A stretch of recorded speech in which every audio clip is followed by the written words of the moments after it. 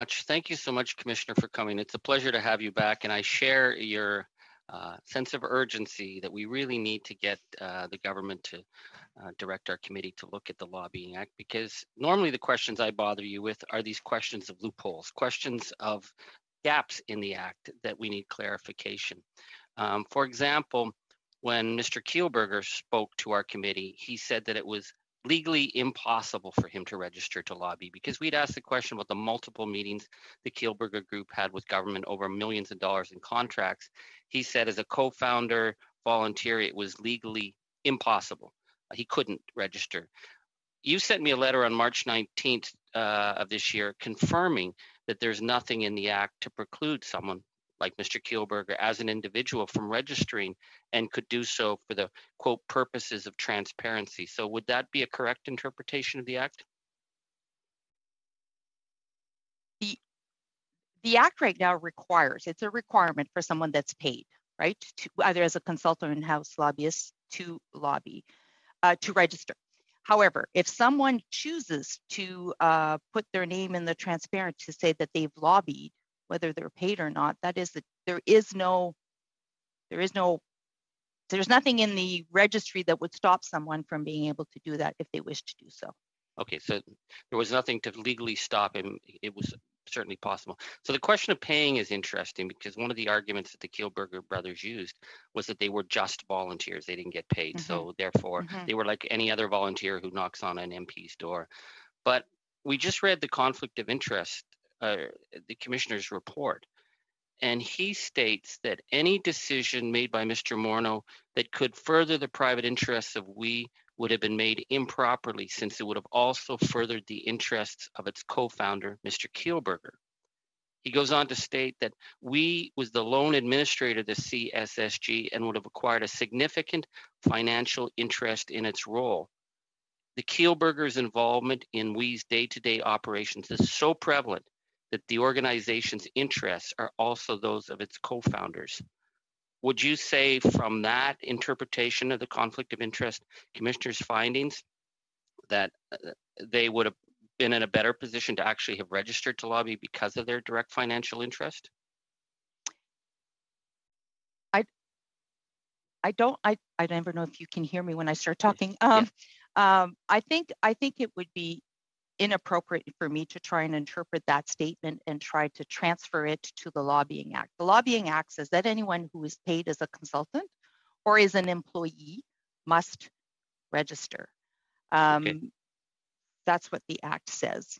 Okay, so someone who had a direct financial interest may not need to register then.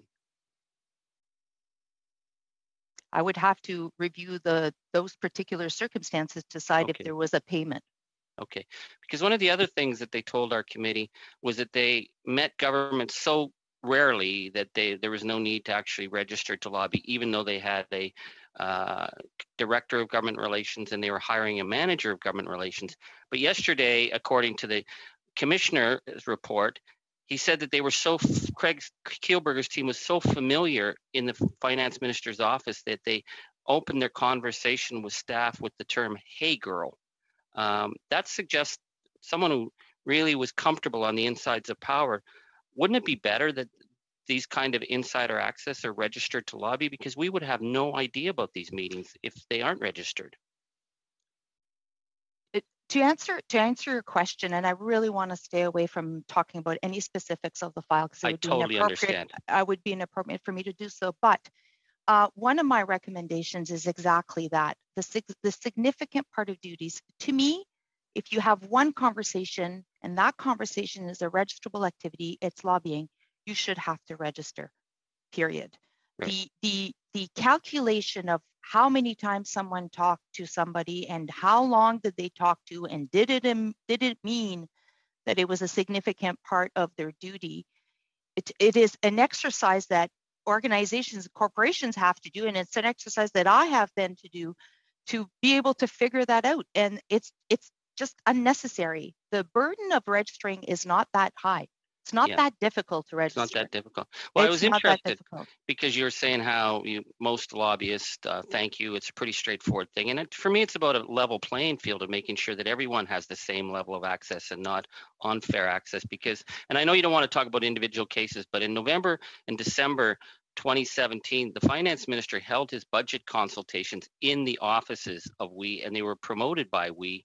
And Mr. Morneau called on the financial parliamentary secretary to attend a meeting, and she asked why she needed to be there. And this is all according to the findings. And they said that Craig, has been very good to us. That's the finance minister's office.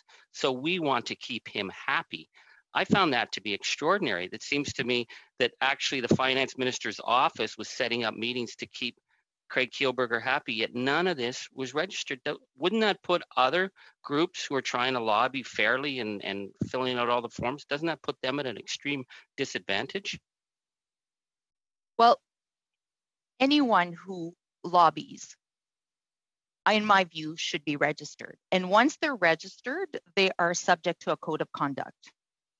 And the code of conduct specifically says that lobbyists should not be putting individuals with whom they have a relationship in a position where it creates a sense of obligation. So these are rules that apply to lobbyists when they are registered, and they should be abiding by the code of conduct. And I have to say, I don't get that many complaints with respect to the code of conduct. But if you ignored the rules and then were able to develop that relationship where you could call minister staff, hey girl, and have meetings, and they'd say they want to keep Craig happy, you're completely operating under the radar, and nobody outside the minister's office or that organization would know. That's, I guess, my concern is how do we make sure that we have transparency and accountability across the board for everyone who plays in the public realm? My answer to that would be we change the act. We need to amend that lobbying act. Thank you, Mr.